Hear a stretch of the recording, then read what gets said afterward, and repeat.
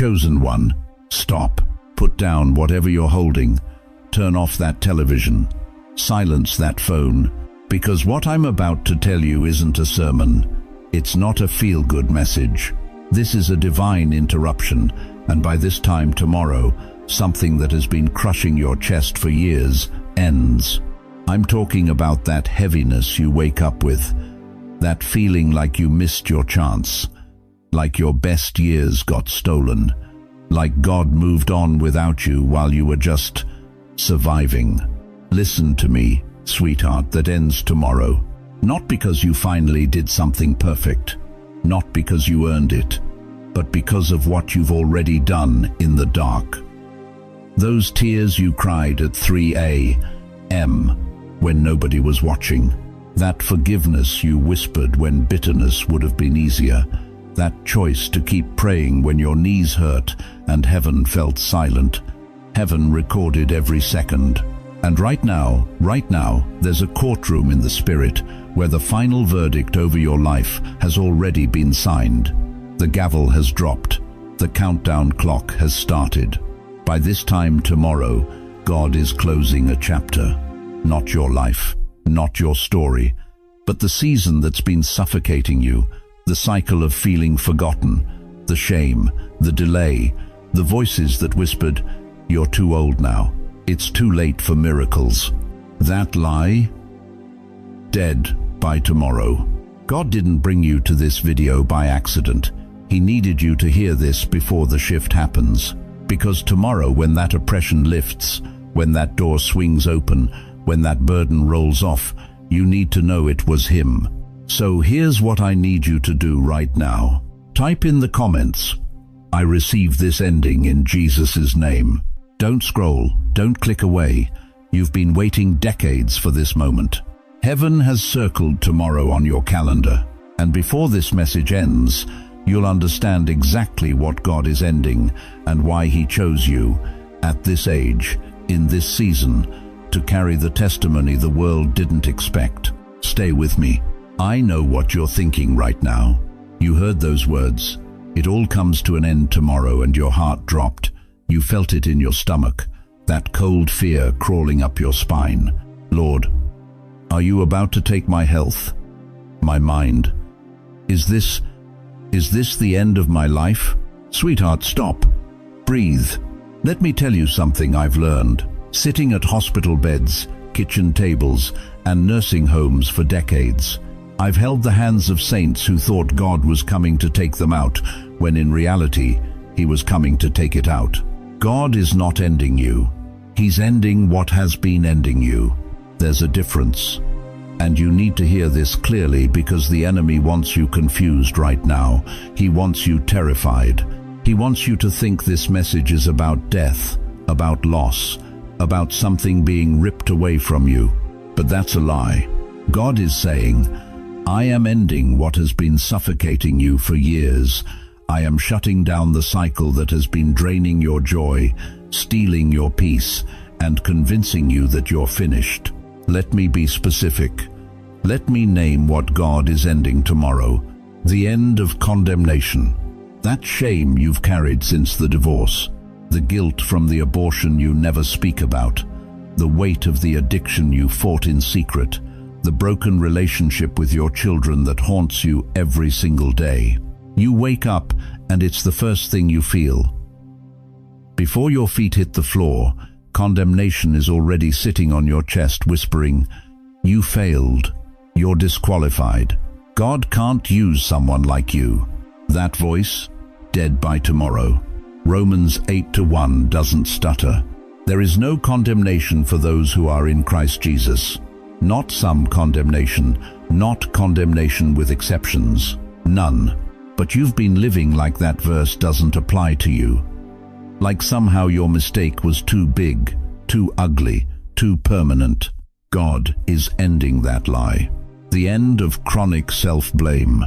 If I had been a better parent, if I had been a better spouse, if I had just prayed more, loved better, tried harder. You've been replaying the same scenes for years, torturing yourself with the past, punishing yourself for decisions you can't undo. And heaven is saying, enough. You cannot undo yesterday, but God can redeem it, and He's about to prove it. The end of spiritual stagnation. You go to church, you sit in the same pew, you sing the same songs, you pray the same prayers, but you feel nothing. You're going through the motions, but your heart is numb. You whisper prayers into the ceiling and wonder if God even hears you anymore. You've been stuck, frozen, spiritually flatlined, and God is ending that too. Think about the woman with the issue of blood. 12 years she bled. 12 years she spent everything she had on doctors who couldn't help her. 12 years of being untouchable, unclean, unseen. Then one day it ended. Not gradually, not slowly. One touch, one moment, 12 years of suffering over. That's what tomorrow looks like for you. Think about Israel in Egypt. 400 years of slavery. 400 years of crying out, praying, hoping. Then Moses shows up and says, by this time tomorrow, you're walking out. And they did. Pharaoh didn't want to let them go. But God didn't ask permission. Whatever has been holding you hostage, shame, fear, regret, stagnation, it doesn't get a vote anymore. God has already signed the eviction notice. Imagine a hospital monitor, that steady beep, then suddenly flatline. But it's not your life flatlining. It's the curse. It's the cycle. It's the spirit of heaviness that's been sitting on your chest since your spouse passed, since your children stopped calling, since you started believing your best days were behind you. That thing? Flatlining tomorrow. God is evicting the old season like a landlord kicking out a tenant who's overstayed. And He's not being polite about it. He's not negotiating. He's saying, get out. Your lease is up. This soul belongs to me. Now here's where it gets even deeper. In a few minutes, I'm going to tell you exactly what you did. Something you might not even remember doing that gave heaven legal permission to end this thing. Because it wasn't random. It wasn't luck. You did something in secret, and God saw it. Some of you prayed a prayer so broken, so desperate, that it shook the throne room. Some of you forgave someone who didn't deserve it, and that act of obedience opened a door in the spirit you can't even see yet. Some of you chose to keep going when quitting would have been easier, and heaven marked that moment. You think you've just been surviving, but God says you've been qualifying. If deep down you're tired, bone tired of repeating the same emotional pain year after year, then stay with me. Do not click away. Do not scroll. This word is time-stamped for you, because God is not coming to take you out. He's coming to take it out. The question is, are you ready to let it go?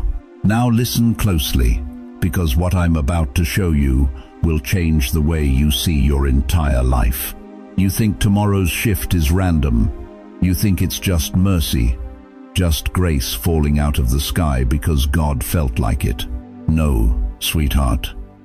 This is earned, not by works but by obedience nobody saw, by sacrifices nobody applauded, by choices you made in the dark when quitting would have been easier. Heaven keeps a file on you. And it's thick. Every tear you cried over a child who won't call you back recorded. Every night you sat alone in that chair, praying for a family that forgot your birthday written down. That offering you gave when your account was almost empty, trusting God to cover the rent sealed in eternity. That moment at 2 a.m., when you stood at the edge of giving up, and you whispered through broken sobs, Lord, help me. Just one more day, angels stood at attention. You think nobody noticed? Heaven has been taking notes for decades. Malachi 3:16 says, a scroll of remembrance was written in His presence concerning those who feared the Lord and honored His name. That's not poetry. That's a legal document. Your name is in that scroll. And tomorrow, God cashes it in on your behalf. Let me tell you about someone. I won't say her name, but I'll call her Dorothy. 82 years old, arthritic knees, husband gone 15 years, kids moved to California, barely visit. Every Sunday, Dorothy dragged herself to that little church on the corner. She'd arrive early, unlock the doors, set up the coffee, fold the bulletins with shaking hands. Nobody thanked her. Half the congregation didn't even know her name. But heaven knew. One Tuesday morning, Dorothy sat at her kitchen table with a shut-off notice from the electric company. She had $23 in her checking account. And you know what she did? She wrote a check for $20 to the missions fund. $20. All she had left. She whispered, "Lord, I trust you." 3 days later, a letter arrived. An old insurance policy her late husband had taken out 40 years ago, unclaimed, forgotten. $68,000. Dorothy wept, not because of the money, but because God saw her. In her kitchen, in her obedience, in her foolish, radical faith. That's the file heaven keeps. And right now, your file is being opened. Not for judgment, for release. God is saying, enough. They've sown long enough in tears. It's time for the harvest. Psalm 126:5 promises, "Those who sow in tears will reap with songs of joy." You've been sowing for years, decades, and tomorrow the reaping begins. But here's what breaks my heart. You think you're on the back row of life. You think your best days are over. You look in the mirror and see wrinkles, gray hair, a body that doesn't move like it used to, and you whisper, "I'm just waiting to die now." Stop it. Heaven sees you on the front row of this moment, not the back, the front, because what's about to happen requires someone who's been tested, someone who's been broken and rebuilt, someone who knows how to trust God when nothing makes sense. God didn't choose the young for this. He chose you, at this age, in this season, because your faith has been refined by fire, and what's left is pure gold. You think He forgot about you? He's been preparing you. Every closed door wasn't rejection, it was alignment. Every delay wasn't denial, it was development. Every tear wasn't wasted, it was currency in heaven's economy. And now, the accounts are being balanced. Think of it like this. You've been making deposits into a heavenly bank account for years. Small deposits. A prayer here, a sacrifice there, a moment of obedience nobody saw. And all this time, it's been collecting interest. Compound interest. Generational interest. Tomorrow, the withdrawal begins. Not because you begged, not because you performed, but because the maturity date has arrived. God said, "The appointed time is here. Release what they've sown." In just a few minutes, I'm going to name 3 specific kinds of decisions, 3 hidden obediences that triggered this ending order over your life. And when I do, many of you are going to sit up straight and whisper, "I did that. I did that exact thing, and I didn't even know God was watching." But right now, I need you to do something. If you've ever done the right thing and felt like nobody noticed, if you've ever sacrificed in silence, loved without recognition, prayed without answers, type in the comments, "God saw me." Say it out loud where you're sitting, in your living room, in your kitchen, in that hospital bed, wherever you are. God saw me, because He did. Every second, every sacrifice, every silent scream into your pillow, every moment you chose faith over fear. He saw it all. And this is not happening to you, chosen one. This is happening because of you, because of what you chose when others quit, because of what you endured when others walked away, because of what you refused to bow to when hell itself demanded your surrender. You didn't just survive, you qualified. And tomorrow, the reward for your obedience collides with the present moment in a way you never imagined possible. So don't you dare look away now, because we're about to unlock exactly what God recorded and why it's all coming to an end tomorrow. Chosen one, let me tell you something that's going to shake you to your core. Right now, in the throne room of heaven, God is standing over your file, and He just said 3 words that are about to change everything. This cycle ends today. Not next month. Not when you finally figure it out.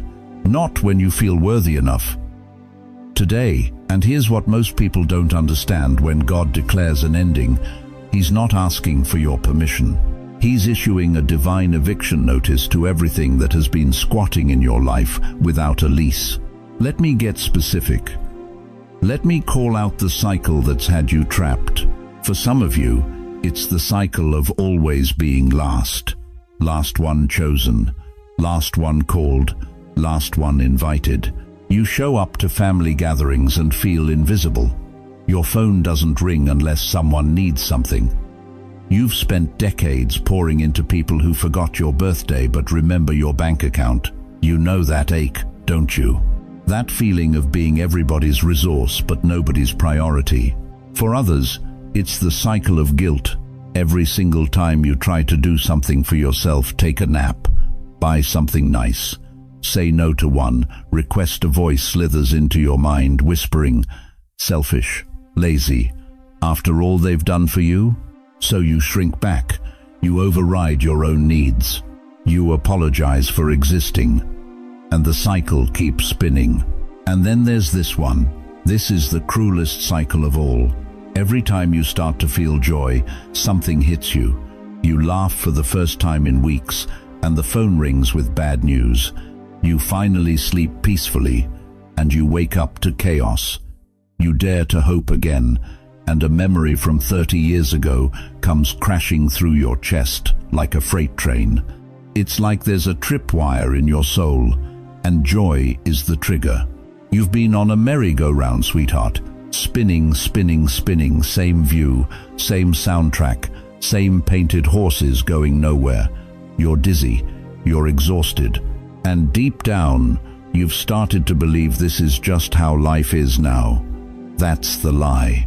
Let me show you something in Scripture that'll blow your mind. Right before the Israelites walked out of Egypt, right before their exodus into freedom, what happened? The pressure increased. Pharaoh got meaner, the workload got heavier, the accusations got louder.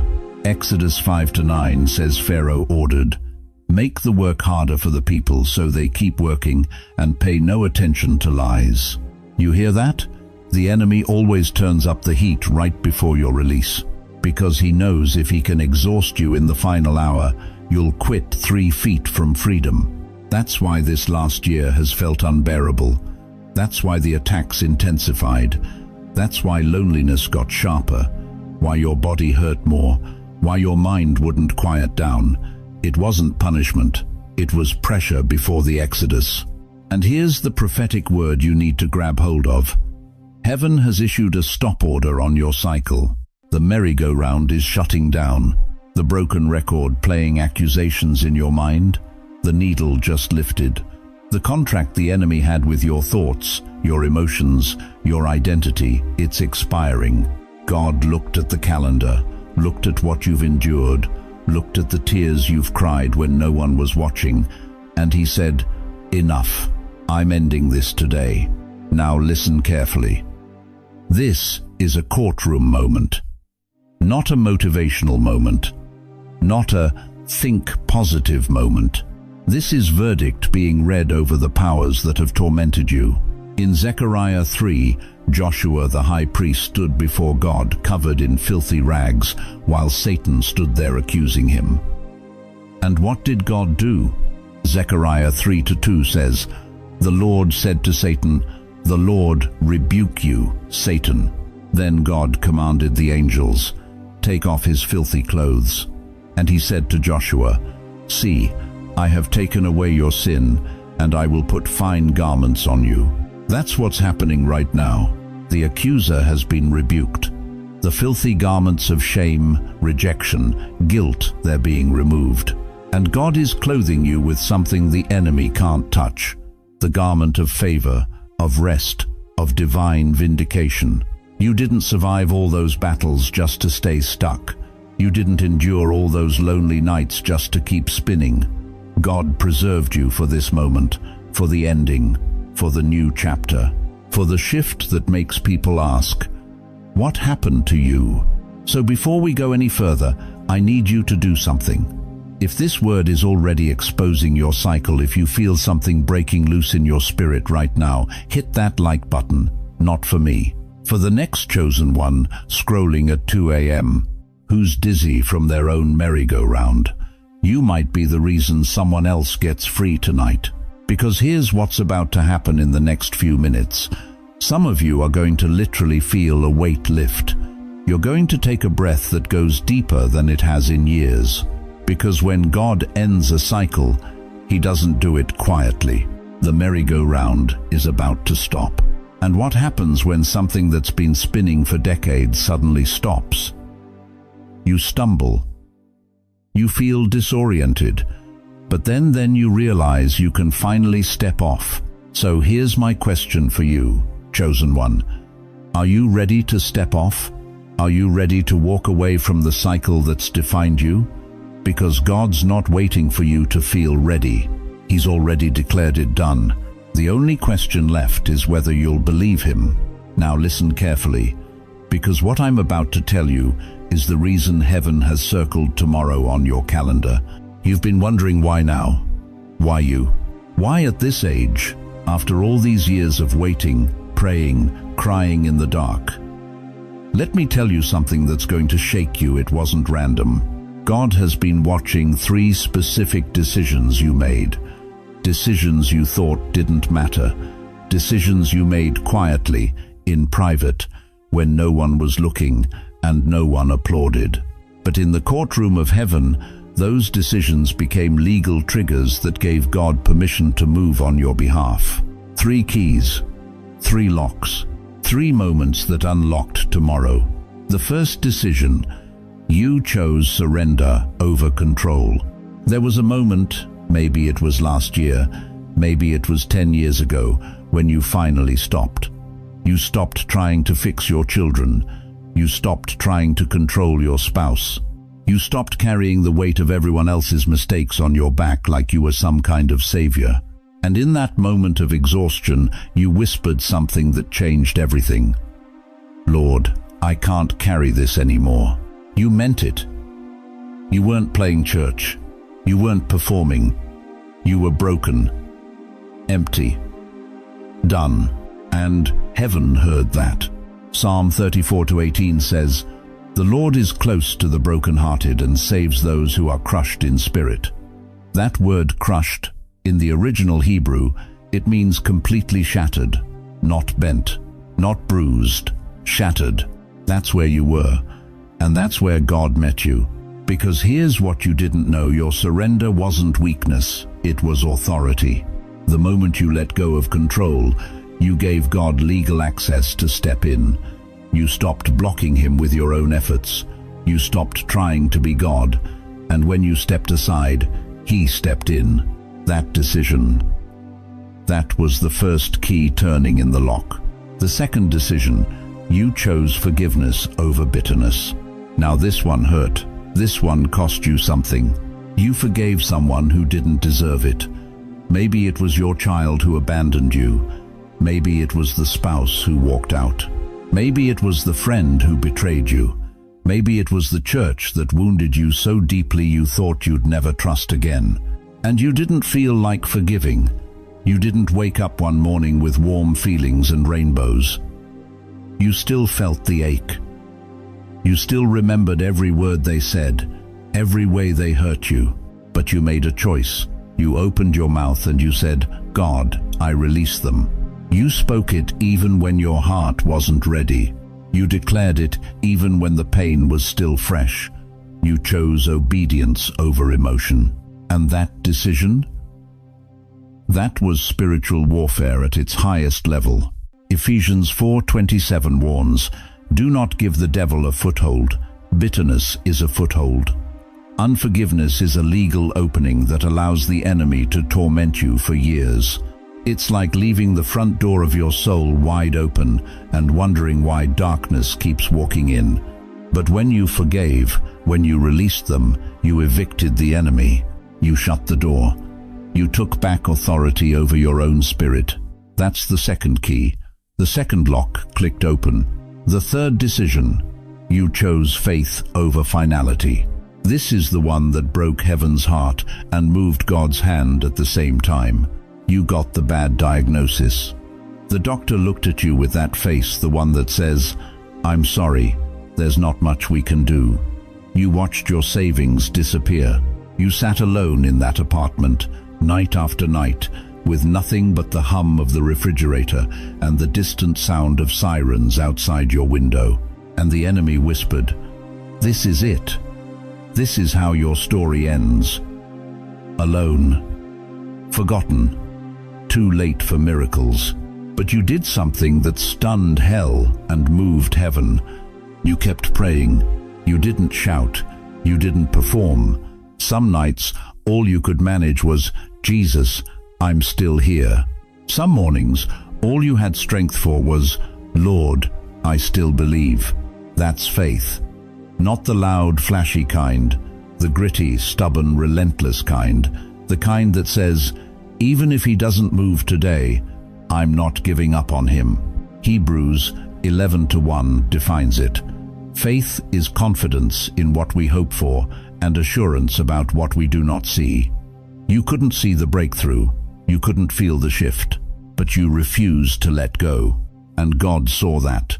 Every whispered prayer, every tear-stained pillowcase, every time you chose to believe when logic screamed it was over. That was the third key, the final lock. Now here's what you need to understand, chosen one. These were not small moments. These were not coincidences. These were legal triggers in the spirit that allowed God to say, "Because of what you've done, this season ends." Each decision was like signing a release form. You released control so God could take over. You released bitterness so God could heal you. You released doubt so God could move. And tomorrow you're going to see the evidence. Heaven did not move randomly. Heaven moved in response to your yes. Which of these three decisions was your turning point? Was it surrender? Was it forgiveness? Was it faith? Put 1, 2, or 3 inches the comments right now. Don't overthink it. Just respond from your spirit. Because in the next few moments, I'm going to show you exactly what tomorrow looks like, how to recognize when the ending has begun, and what you need to do when the shift starts happening in your life. But you need to stay with me, because what's coming next is going to change the way you see the rest of your life. Now listen carefully, because this is where most people miss it. When I say, it all comes to an end tomorrow, I'm not talking about some random Tuesday morning where you wake up and everything magically feels different. I'm talking about something far deeper, something the Bible calls a kairos moment, a divinely marked turning point where heaven draws a line in the sand and says, "Enough. This season is finished." Ecclesiastes 3:1 says it plainly. To everything there is a season and a time to every purpose under heaven. That word time in the original language, it doesn't mean clock time. It means appointed time, destiny time, the moment when what God decreed in secret suddenly breaks into the open. And chosen one, your appointed time isn't next year. It's not someday when you finally feel ready. It's tomorrow. Whether that's literal or symbolic, doesn't matter. What matters is this. The decree has already been signed. The gavel has already fallen. Heaven has already circled the date. So let me ask you something. Have you noticed anything strange lately? Maybe a peace you can't explain in an area that used to tear you apart every single night. Maybe an old triggers someone's name, a memory, a fear that suddenly doesn't have the same grip anymore. You used to spiral when you thought about it. Now, you feel nothing. Or maybe something better than nothing. You feel free. Or maybe it's something external, an unexpected phone call, an apology you stopped waiting for, a door you didn't even knock on, suddenly swinging wide open, or the opposite, a relationship, a habit, a situation that you've tolerated for years, and now there's this quiet, unshakable conviction rising in you that says, "I'm done." That's not you getting tired, sweetheart. That's heaven ending it for you. See, here's what people don't understand about God's endings. They think it's going to be loud, dramatic, like a lightning bolt splitting the sky. But most of the time, it's quiet. It's subtle. It's like sunrise. Think about it. The night doesn't disappear all at once. Darkness doesn't vanish in a flash. But once that sun crosses a certain point on the horizon, it doesn't matter how much darkness is left, morning has officially begun. The night is over. Done. Finished. And chosen one, you are crossing that line right now. For some of you, tomorrow is literal. You're going to wake up, and something will feel different. A weight will be gone. A fog will lift. You'll look around your living room, the same furniture, the same pictures on the wall, but the atmosphere will have shifted. You won't be able to explain it. You'll just know. Something ended while you were sleeping. For others, tomorrow is the beginning of a season, a turning point, the moment the train switches tracks. And here's the thing about train tracks. Once that switch flips, the train isn't going back in the old direction. It can't. The path has changed, the destination has changed, and no amount of looking back will reverse it. Revelation 21:5 says, "Behold, I make all things new." Not some things, not eventually, all things. And when God says new, He means it. The old patterns, gone. The old cycles, broken.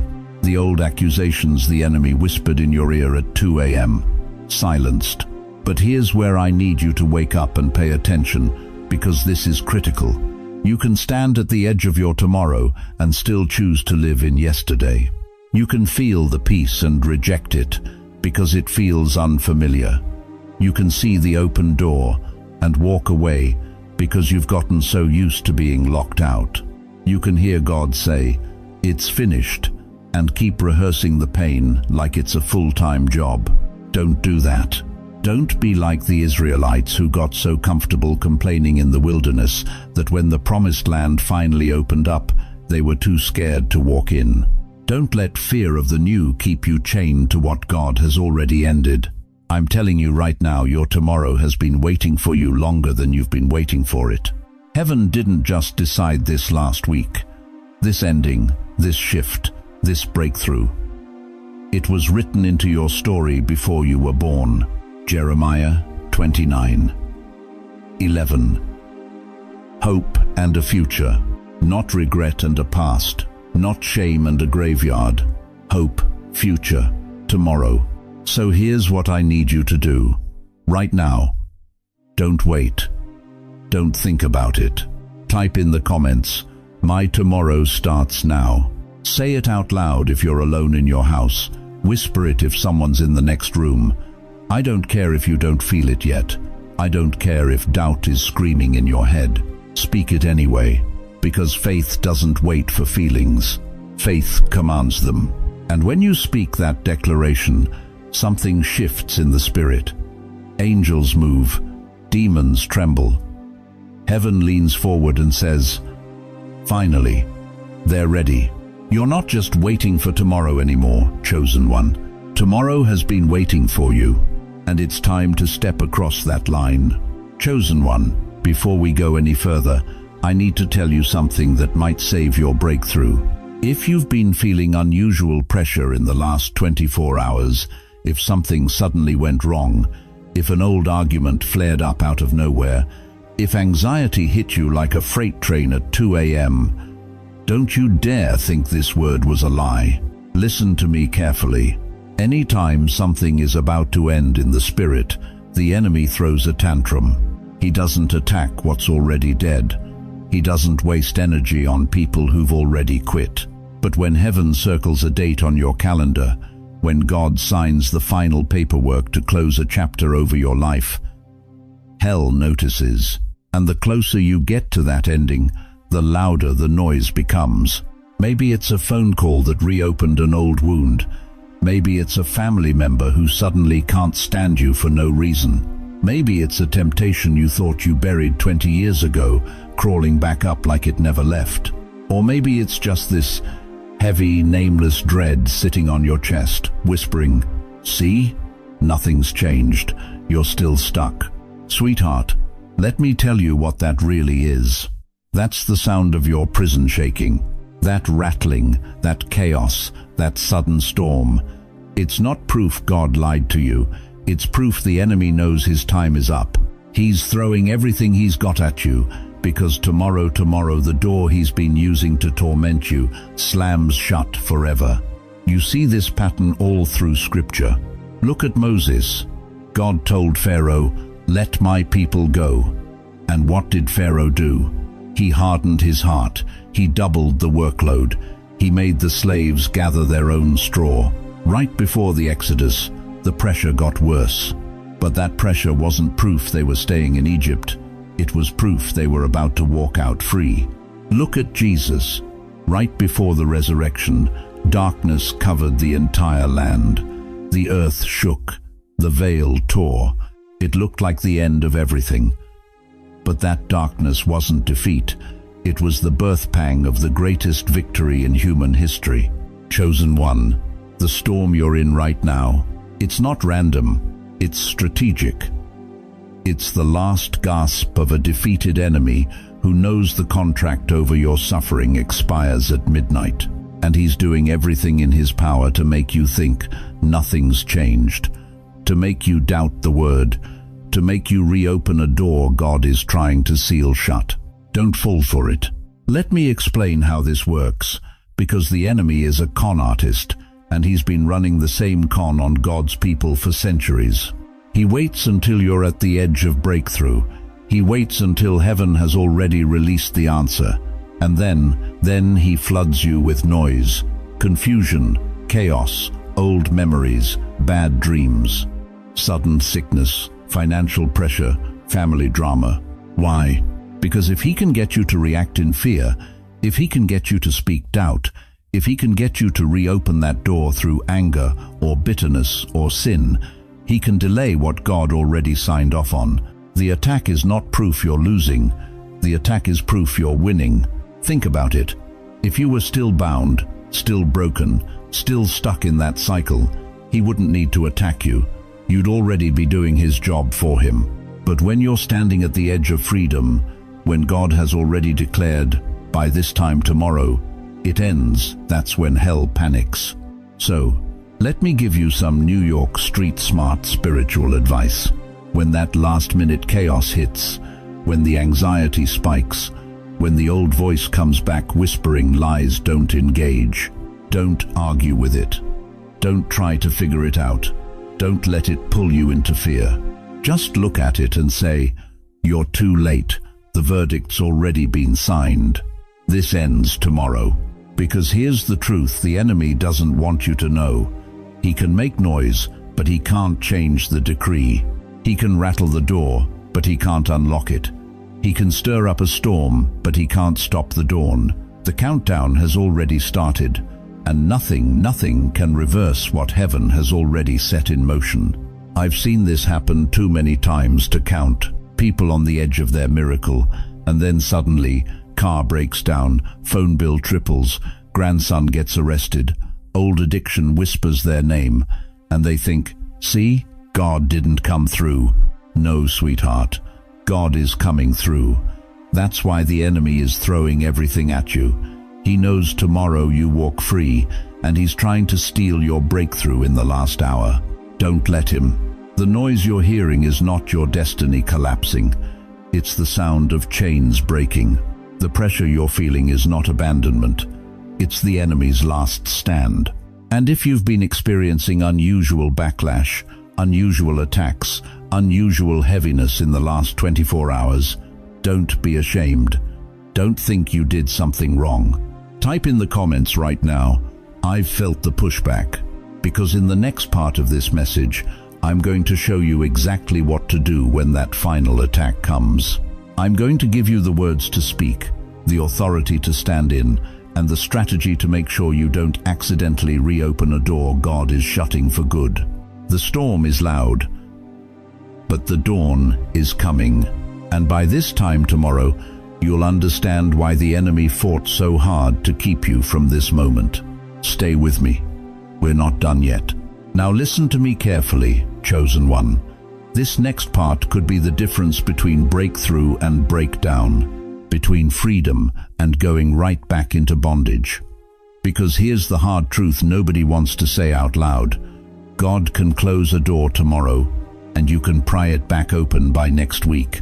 I've seen it happen 1,000 times. I've watched people stand at the edge of their miracle, feel the chains break, sense the weight lift, and then walk straight back into the prison because it felt familiar, because loneliness whispered, because old habits knocked, because they couldn't sit still in the silence of their own freedom. So let me be blunt with you, sweetheart. What you do in the next 24 hours will either seal your deliverance or sabotage it.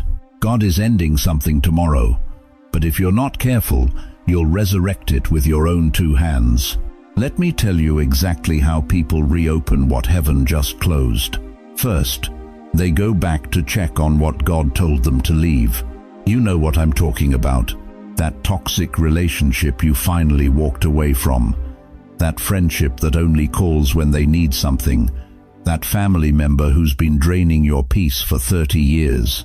Tomorrow, when the weight lifts, when you feel lighter than you have in decades, the enemy is going to send a text, a phone call, an invitation, and it's going to sound innocent. Just wanted to see how you are. Don't you dare pick up that phone. Lot's wife made it out of Sodom. She was steps away from salvation, but she looked back. Genesis 19:26 says she became a pillar of salt. She didn't go back physically, she just looked. That's all it took. One glance of nostalgia, one moment of second-guessing God's instruction. You cannot afford to look back. Not tomorrow, not next week, not ever. Second, they start replaying the offense. You forgave them. God saw it. Heaven celebrated it. The chain snapped. But then, alone in your living room tomorrow night, you're going to remember what they said, what they did, how they made you feel. And if you're not vigilant, you're going to nurse that wound all over again. Listen to me. Bitterness is a slow poison. It doesn't kill you in one gulp. It drips. Ephesians 4:31 says, "Let all bitterness and wrath and anger be put away from you, not managed, not controlled. Put away, like trash, like something that doesn't belong in your house anymore." If you keep replaying the hurt, you're reopening the wound God just stitched closed, and infection will set in faster than you think. Third, they curse themselves with their own words. This one breaks my heart because I hear it all the time.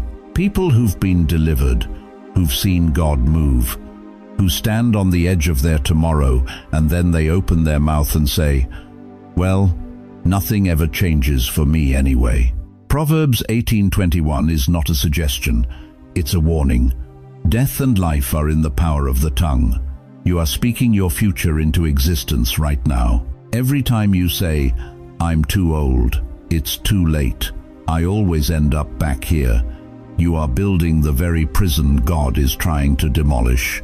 Guard your mouth like your life depends on it, because it does.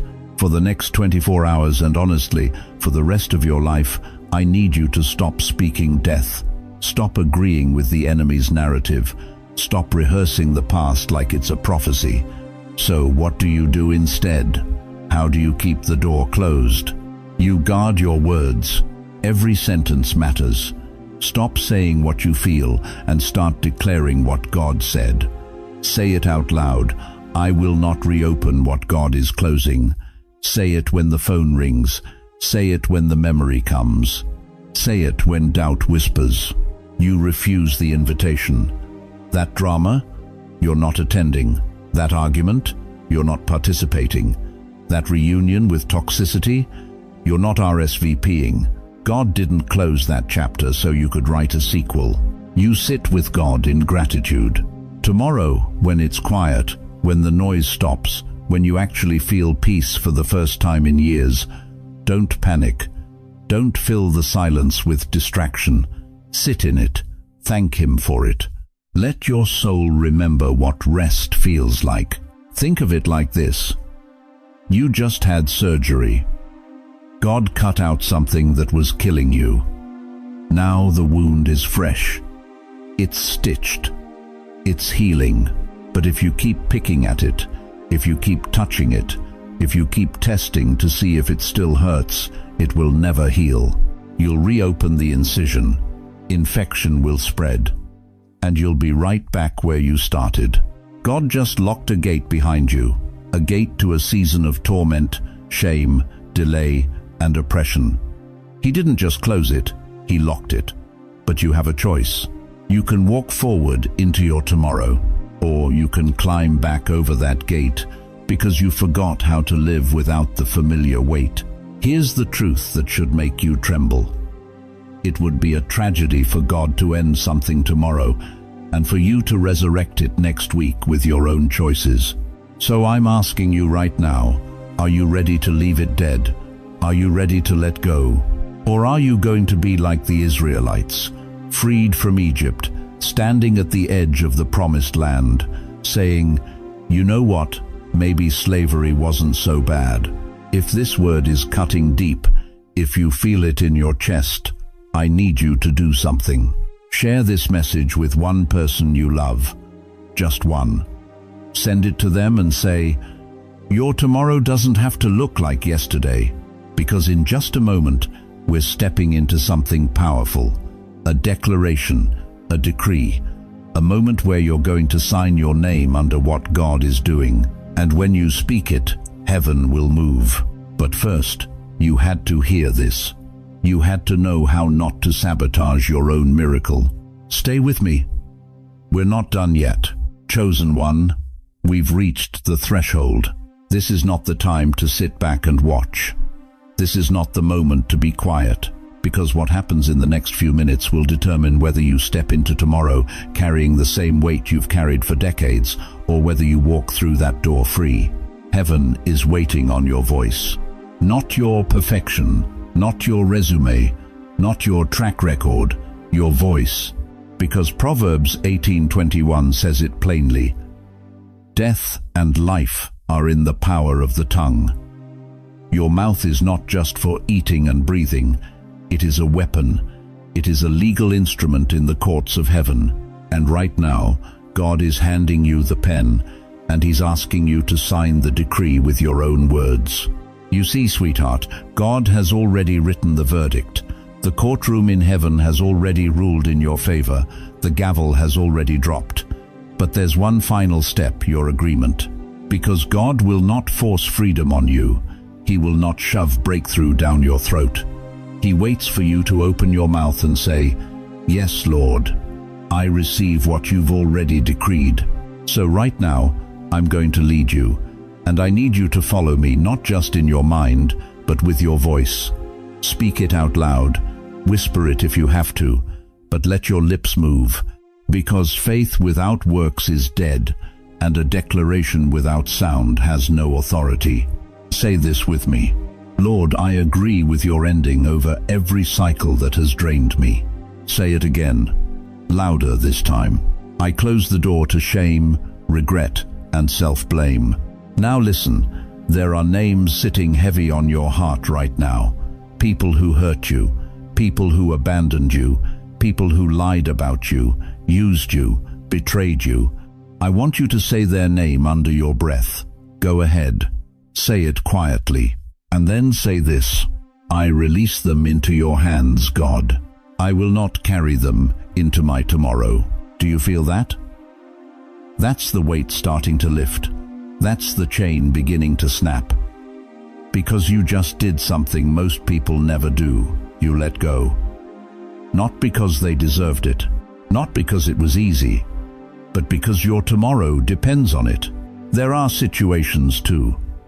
Financial devastation, health crises, years of loneliness, decades of feeling invisible. Say the situation quietly, name it, and then declare, I receive the end of this long night. I receive the beginning of my tomorrow. Now here's what just happened in the spirit. When you opened your mouth and agreed with God's decree, you didn't just speak words into the air. You signed a legal document. Heaven records every word spoken in faith. Angels are moving right now based on what you just declared. Demons are scrambling because they just lost their jurisdiction over your life. This is what God has been waiting for. Not your perfection, not your strength, your surrender, your willingness to stop fighting for control and start trusting His plan. And here's the mystery. Chosen one, this moment, right here, is because of what you've done. Not what you'll do tomorrow, not what you wish you had done yesterday, but what you've chosen to do right now. You surrendered. You stepped over the threshold with your words, and heaven just moved. Imagine standing at the doorway of a new room. Behind you is the old season, the tears, the trauma, the disappointment, the betrayal. In front of you is the room God has prepared. It's already furnished. The table is already set. The blessing is already in place. But you can't walk into that room carrying the baggage from the old one. So God says, put it down, step over the threshold, enter with empty hands. Chosen one, stop. Put down whatever you're holding. Turn off that television. Silence that phone. Because what I'm about to tell you isn't a sermon. It's not a feel-good message. This is a divine interruption, and by this time tomorrow, something that has been crushing your chest for years ends. I'm talking about that heaviness you wake up with, that feeling like you missed your chance, like your best years got stolen, like God moved on without you while you were just surviving. Listen to me, sweetheart, that ends tomorrow. Not because you finally did something perfect, not because you earned it, but because of what you've already done in the dark. Those tears you cried at 3 a.m. when nobody was watching, that forgiveness you whispered when bitterness would have been easier, that choice to keep praying when your knees hurt and heaven felt silent. Heaven recorded every second. And right now, there's a courtroom in the spirit where the final verdict over your life has already been signed. The gavel has dropped. The countdown clock has started. By this time tomorrow, God is closing a chapter.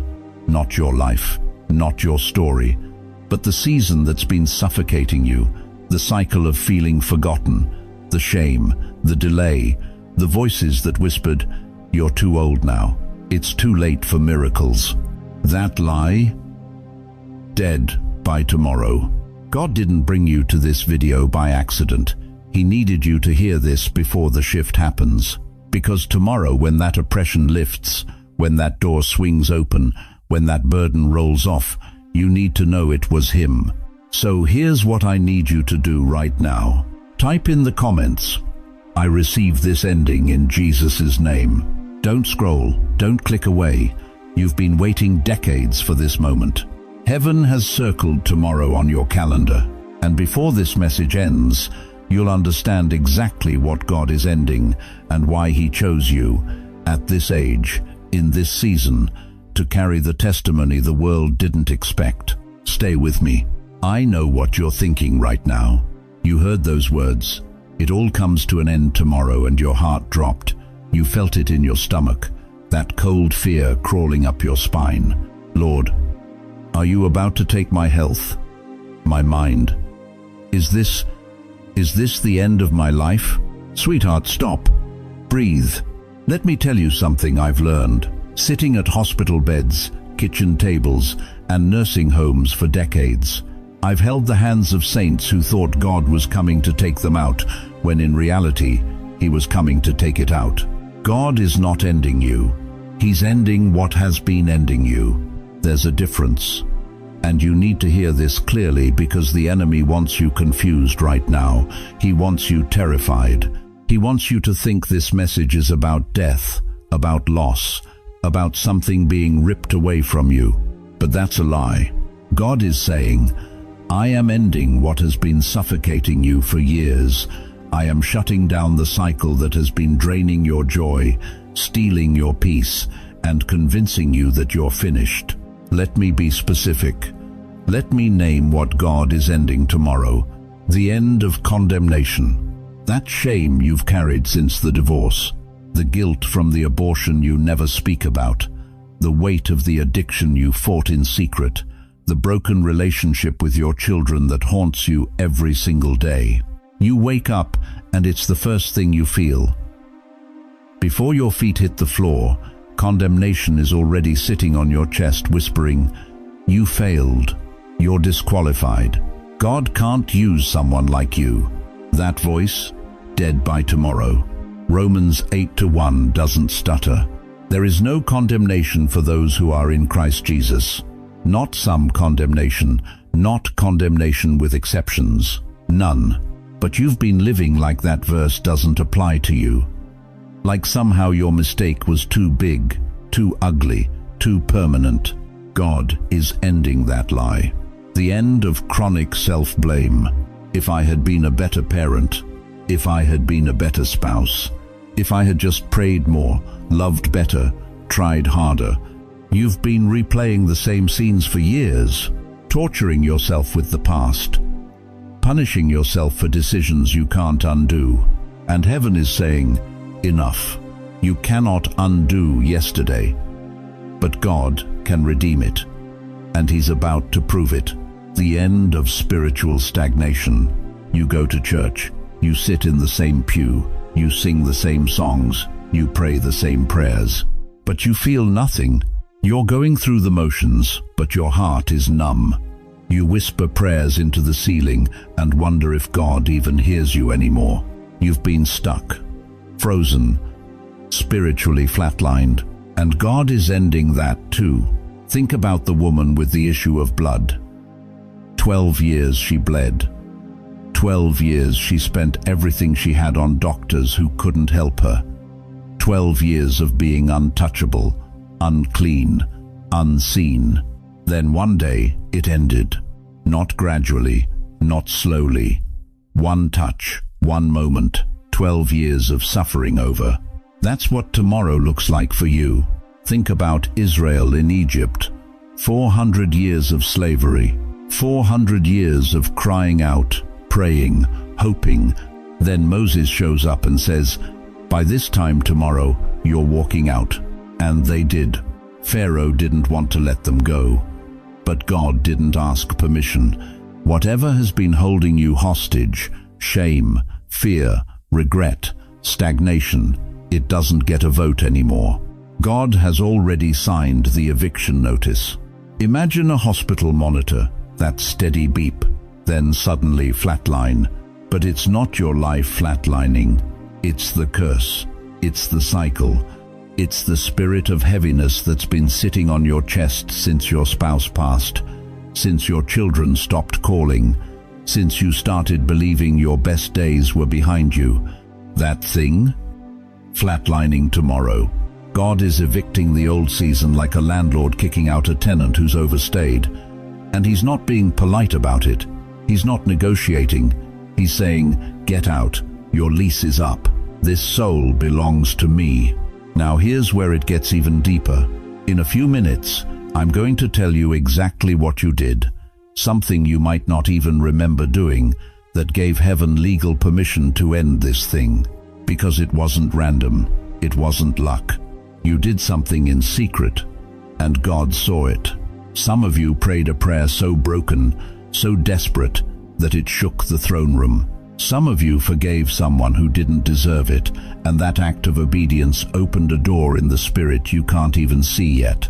Some of you chose to keep going when quitting would have been easier, and heaven marked that moment. You think you've just been surviving, but God says you've been qualifying. If deep down you're tired, bone tired of repeating the same emotional pain year after year, Then stay with me. Do not click away